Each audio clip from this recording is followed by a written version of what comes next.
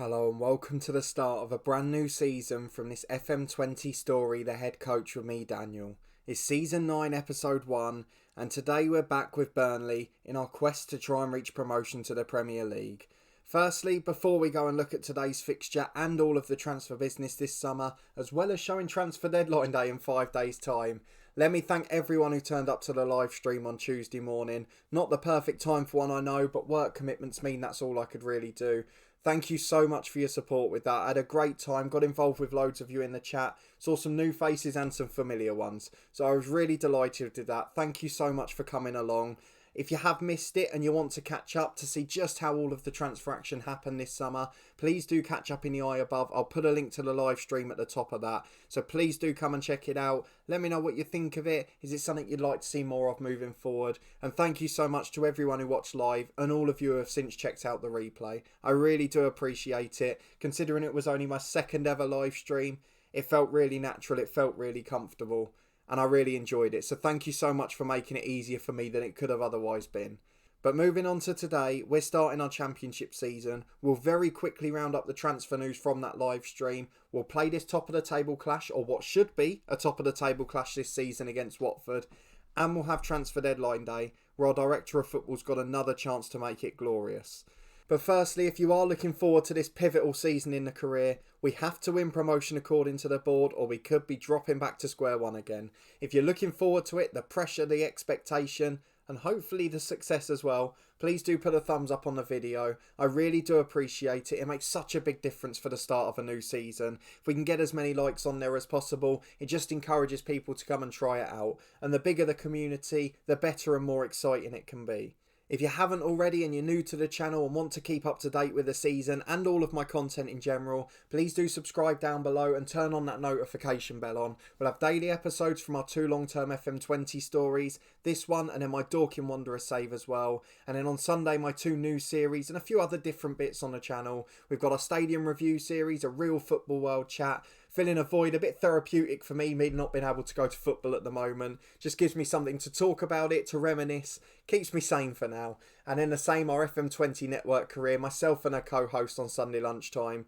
I really do appreciate both of those joining me for those series, so thank you very much to them as well. If you haven't seen them yet, link to all the playlists in the eye above. Please do come and check them out. I really do appreciate your feedback on the new content, so let me know if it's something worth doing moving forward. But on to today, it's Burnley v Watford.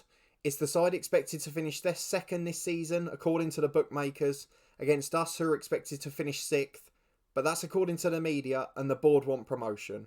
As those of you who were there know, we had a bit of a cliffhanger at the end of the live stream. We were waiting for a potentially massive signing to come in, and that man will hopefully come in before the end of this episode.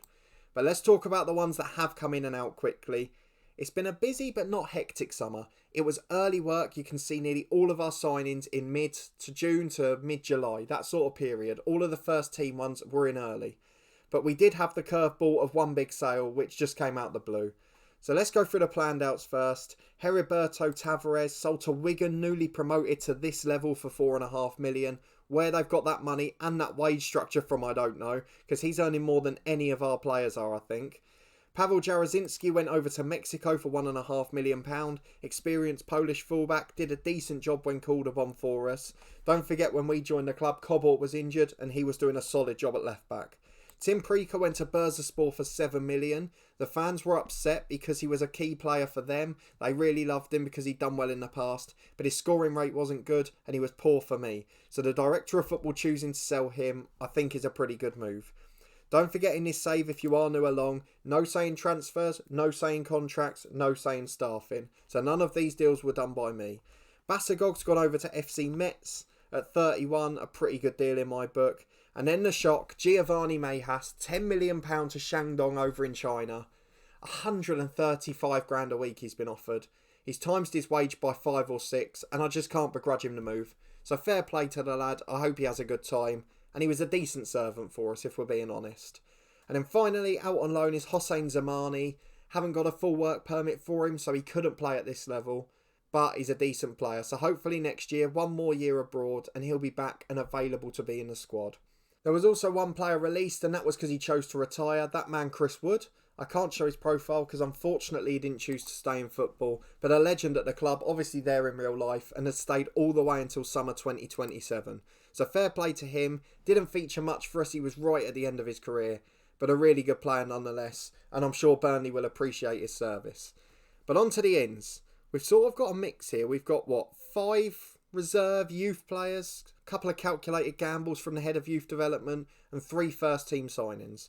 So let's firstly do the first teamers. We've got Demarai Gray, obviously at Leicester in real life. I'm pretty sure I've pronounced his name differently every single time.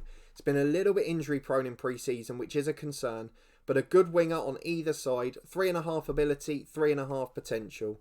Good squad leader, and he's already leading a mentoring group, so could be crucial off the pitch even if he has trouble on it.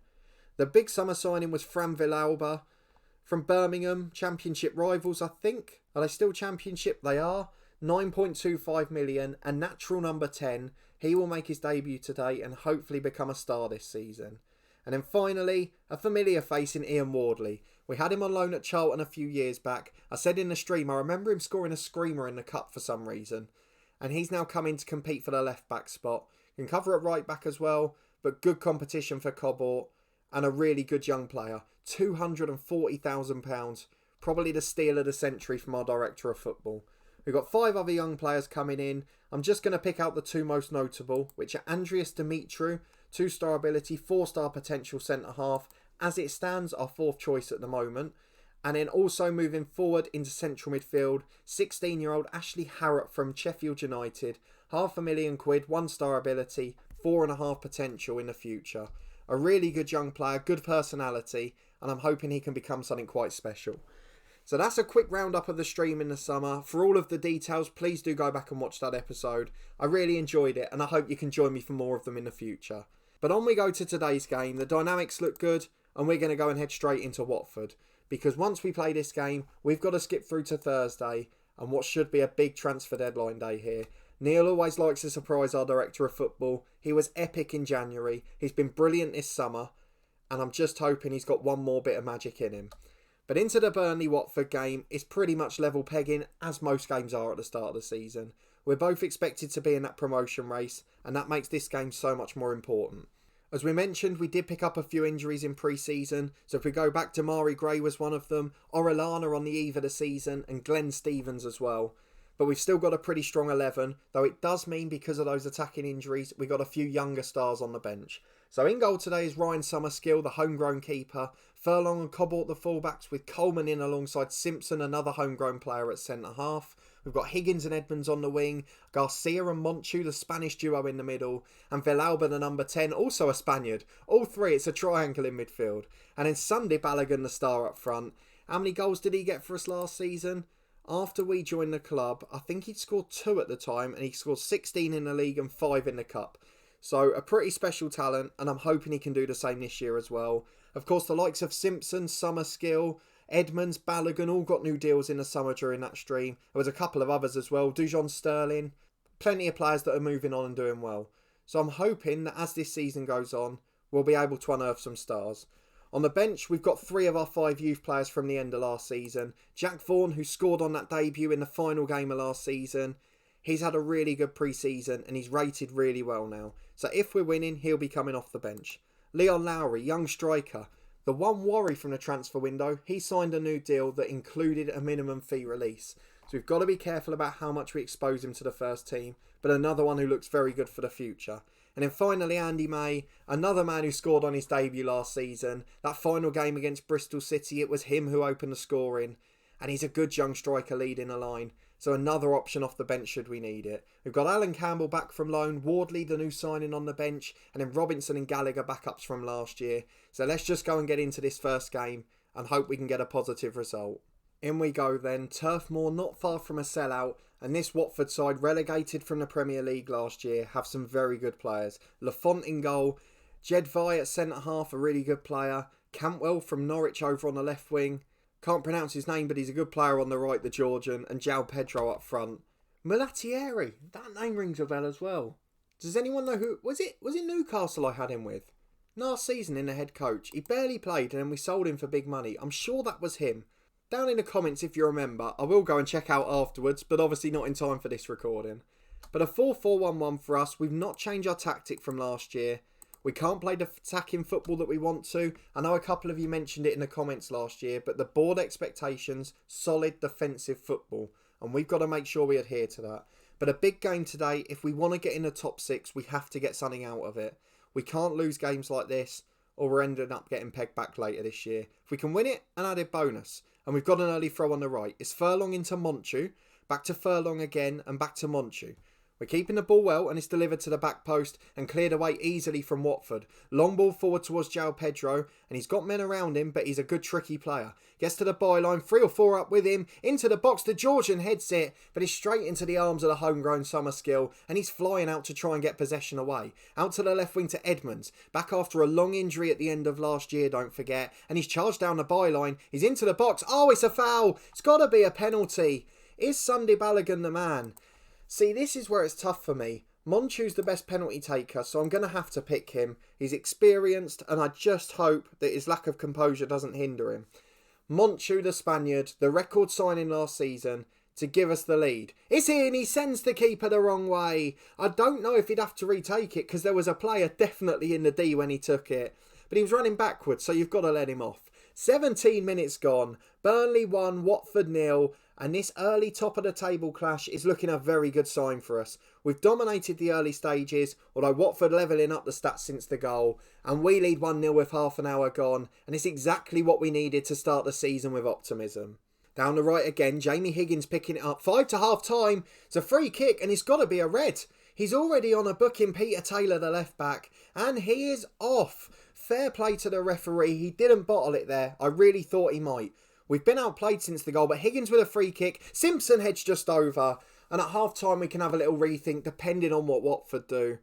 But we lead 1-0 and we're against 10 men. And a second goal would really put this tie to bed. Here's Higgins on the right, causing a lot of trouble. Oh, he's giving it away, though. That's poor. And Maliatieri's on the break. João Pedro's up with him. Don't concede against 10. Don't you dare do it. João Pedro, back to Malatieri. Oh, summer skill. He's palmed it in. Watford on level terms with 10 men. It's pathetic since the yellow card. Since the red card, sorry, we've been awful. The arrogance is astounding, and Watford completely on top here. Half time, we are going to dig into these lads. I'm sorry, we're not doing it for the fans. You have been poor. Get fired up, get out there and put some effort in. Positive mentality, let's go more attacking. We've got to take advantage of the extra man here. Right, I've made a couple of slight tactical tweaks. We've got a few physical issues as well. And Watford again, the side coming forward. Into the box. Headed. Oh, you're joking. You are joking. What on earth is that? After all the optimism, all the positive starts, these lads are throwing it away. What a disastrous performance. The arrogance since we've gone down against 10 men has been astounding. It genuinely has. And with 25 to go, it's 2-1 to Watford. I don't really have many attacking changes that aren't youth players. And that's the problem I've got here. So Thorne and Lowry will come on there. And we're going to have to put them out wide as more attacking players. So Thorne on the left. What does he want to be? I mean, what footed is he? I mean, how do you know here? Right footed only. So inside forward for him. Lowry, inside forward for him. What else can we do? I mean, I'm absolutely furious at the way we've thrown this away. Genuinely. Balogun's not had a good game, but can I take him off just yet? Probably not.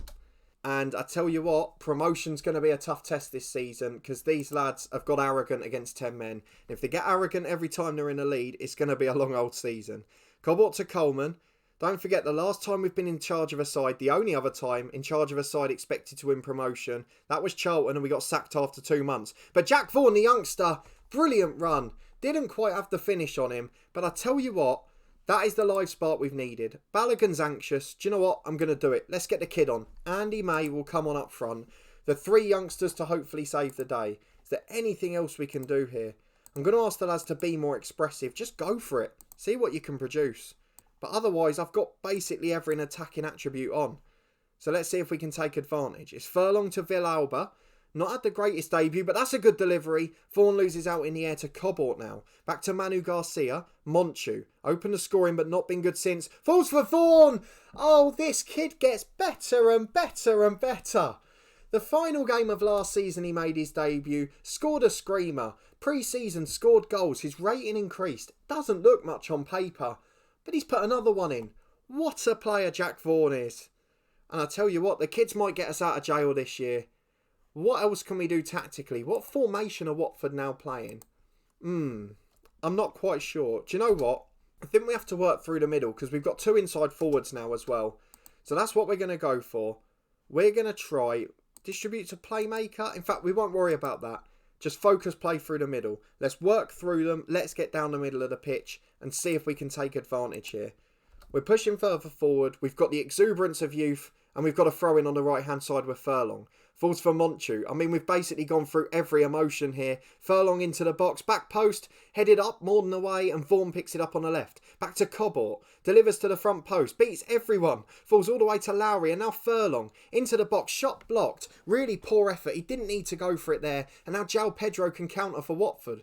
Long ball through straight to the keeper. Summerskill, who made an initial error for the first goal, clears it away to the right to Lowry, the sub. Here comes the youngster, beats 2 men, sends the fullback the wrong way, into the box, delivers. Manu Garcia loses out, falls for Vaughan. Come on the youngsters, into the box, Villalba's shot's blocked. Appiah clears away and Watford survive. But these kids have been absolutely remarkable. We're going to demand more for the last 5 minutes, just see if we can get something out of them. They're all focused in the 5 minutes of stoppage time, but I think we're going to have to settle for a point. From 1-0 up against 10 men, it's a devastating result. From 2-1 down and bringing on 3 kids up front, it's a brilliant result. Jack Thorne saves the day, and that kid could become something special this year. The lads were unlucky. I'm not going to lay into him just yet, because we're a centre-half down, we're a couple of players injured, and to be honest, without that, we might well have won it. But a 2-2 draw, not a disaster, but certainly not anything to shout about. A decent result. Jack Thorne, again the hero, as he was on the final day of last season. And that kid, I think, is going to be something very special for us.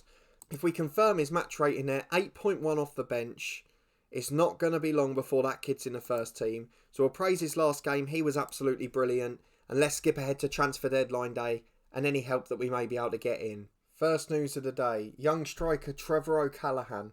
We were debating getting him involved in the first team squad. 2.5 ability, 4 potential. He has moved on loan to fellow championship side Portsmouth, who have deemed him a regular starter, so he could come back a wonderful player. Next we've got offers, and they've been accepted. Marsh rising to 5 million, so it looks like that was his figure. £5 million with a sell-on clause, he's accepted it. Norwich, the same, he's accepted it. Watford, the same, he's accepted it. All have a 30% profit sell-on, and it looks like they finally reached his number. He's already left, he's chosen Norwich. He was certainly in a hurry to get out of here. So, yes, he's definitely going. And Manu Garcia, unhappy he's going. I mean, we had this last time as well, didn't we? Was it in this series or was it Dorking? Where was it? I can't remember what it was. Might have been one of the network saves where someone was unhappy that, like, a youngster went. He's not an important player. Discuss issue. Let's see what he says. That's all I'm saying. And again, Manu Garcia's not happy. I said he hadn't developed as much as we want. And Manu Garcia's not happy. I mean, what on earth are we going to do here? We've tried to be nice. Oh, he has recovered in the end. Sorry, boss, I can see I've let it get out of hand. You're damn right you have. But that doesn't bode well for Garcia for the rest of the day. If we get an offer for him, I think like last time it might get accepted. But we've got big news. This is the one that we ended the stream on. A work permit given for Eric Palmer-Brown. 30-year-old centre-half in from Swansea. 3-star ability, 3-star potential. Not rated quite as well by the coaches as he was the scouts. But generally, he's very good. And in fact, the head of youth development has him 3.5. So he will come in alongside Simpson as first choice centre-back. He's going to be registered in the squad. He's a brilliant player. And we have good news at last today. Gallagher's going to welcome him to the club. Can he play left-sided centre-half? What does he prefer? Prefers to be on the right. Of course he does. Just like every other centre-half. But as it stands, he is our new centre-half partner for Rob Simpson and hopefully will help us defend some of those set pieces. Unfortunately, the next part of deadline day is an injury. Just 3 to 7 days for Jamie Higgins, but that will put him out at the weekend. Jack Thorne is not going on loan anyway, let me assure you of that. Just 2 3/4 hours to go. I'm not sure we're going to see any more business, to be honest. And there we go. Transfer deadline day is complete. We finish with the one signing that we desperately needed. I got a little bit sketchy because of the weekend performance, but otherwise, I'm fairly happy. Ross Marsh leaves the club, 2.5 up front, rising to 5. Eric Palmer-Brown joins the club, 4.7 million.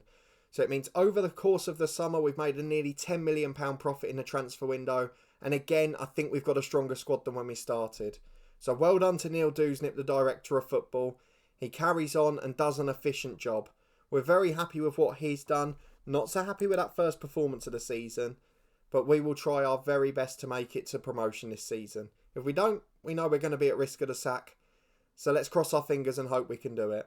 What we're going to do now is skip ahead. We're going to come back in September for one of the 2 games against our former clubs. So you can see they're just 2 games apart. Charlton at home, Salford away. So if Charlton are up there close to us, as expected, we'll play against them. If not, we'll come up against more recent former club Salford. But one of those 2 will definitely be the next episode. And hopefully we'll be in a good position in the league by then. But if you did enjoy this episode and that bumper start to the season, please do put a thumbs up on the video. It really does make a difference and I do greatly appreciate it.